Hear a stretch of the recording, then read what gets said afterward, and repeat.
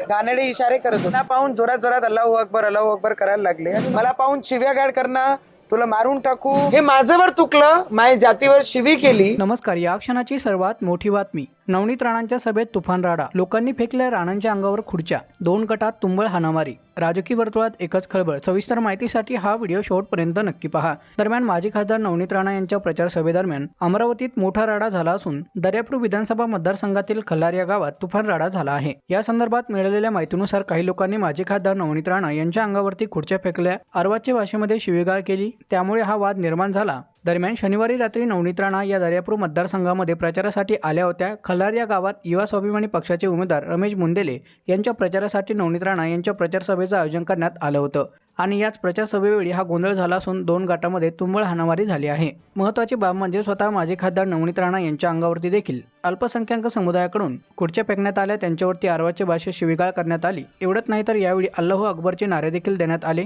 त्याचबरोबर तुला सोडणार नाही, तुला काढून टाकू, तुला मारून टाकू अशा धमक्या देखील देण्यात आल्याची माहिती स्वतः नवनीत राणा यांनी दिली आहे. दरम्यान या संपूर्ण घटनेमुळे रॅलीतील सुरक्षा व्यवस्थेवरती गंभीर प्रश्न निर्माण झाले आहे. त्याशिवाय दर्यापूर येथील राजकीय वातावरणात तणाव वाढला असून पोलिसांनी तपास सुरू केला आहे. महत्त्वाची बाब म्हणजे निवडणुकीला अवघे काही दिवस शिल्लक असतानाच अशा प्रकारे एखाद्या महिलेच्या प्रचार सभेमध्ये राडे आणि हाणामारी, त्याचबरोबर अर्वाच्य भाषेत शिवीगाळ, धमक्या, त्याचबरोबर हल्ले होत असतील तर निश्चितपणे राज्यात नेमकं चाललंय काय, हा प्रश्न सध्या महाराष्ट्राच्या समोर आहे. एवढंच नाही तर या संदर्भात आता राजकीय नेते काय भूमिका घेतात, त्याचबरोबर स्थानिक प्रशासन काय भूमिका घेते, हे पाहणं महत्त्वाचं ठरणार आहे. खरं तर गेल्या काही दिवसापासून सातत्यानं निवडणुकीच्या पार्श्वभूमीवरती राज्यभरातील जे काही राजकीय वातावरण आहे ते पूर्णपणे अस्थिर झाल्याचं पाहायला मिळत आहे. राज्यामध्ये कायदा आणि सुव्यवस्था हा खूप मोठा प्रश्न निर्माण झाला आहे. शांततेने माझा भाषण निपटवण्याचा मी प्रयत्न करत होती, तिथून मला हुटिंग करत होते आणि जेव्हा मी खाली आली, भाषण संपवलं, तरी मी काही रिॲक्ट नव्हता केला. पण माझे कार्यकर्त्यांना पाहून, मला पाहून जोरात जोरात अल्लाहू अकबर करायला लागले आणि मग मारायला जेव्हा माझ्या लोकांनी, आजूबाजूनी सगळ्यांनी सांगितलं, देशमुखांनी, की बाई तुम्ही भाभीला काहीच म्हणू नका, ताईला काहीच बोलू नका, एवढा घाण शब्द यूज करू नका, तुम्ही मारून टाकणार म्हणून राहिले, काहीच बोलू नका.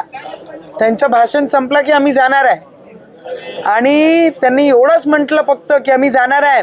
त्यांनी उचलला खुर्च्या आणि फेकणं आणि मारणं सुरू केला. मग माझ्यासमोर आले, स्वतः आमचे पत्रकार बंधू तिथे होते, गावाचेच तिथे होते, ते वाचवण्याचा प्रयत्न करत होते, पण त्यांची राग जे माझ्यावर होता, मला पाहून शिव्यागाळ करणं, तुला मारून टाकू, तुला गाडून टाकू आणि खुर्च्या माझ्यावर फेकणं, माझे कॉन्स्टेबलला लागणं, यांचे डोळ्याचं पूर्ण हे फाटलं. दुसऱ्या व्यक्तीला जर मी आज तिथे नसती, मला तर मारलंच, माझ्यावर खुर्च्या फेकलंच, ते स्पष्ट व्हिडिओमध्ये दिसत आहे. आणि ते स्वतः त्या गावाचे पत्रकार मला वाचवणारे आणि माझे 6 अंगरक्षक होते माझ्यासोबत आणि 3-4 माझे PA, त्यांनी पूर्ण असं घेरला आणि मला शिवीगाळ करून माझ्यावर थुकले. तर ते माझे जे हे आहे, जर तुम्ही हे पाहिलं तर हे पूर्ण चित्र जर तुम्ही पाहिलं, हे माझ्यावर थुकलं, माझ्या जातीवर शिवी केली, अल्लाहू अकबर मला देखेंगे तर वो क्या कर सकते हैं करके, आणि यांच्यावर थुकले. यांनी असं मला वाचवलं म्हणून त्यांचे कपड्यावर ते पडलं आणि आता आम्ही गुन्हा दाखल केला आहे. रात्रभरापर्यंत जर त्यांना अटक नाही झाली तर सकाळी 10 वाजता इथे वेगळं चित्र पूर्ण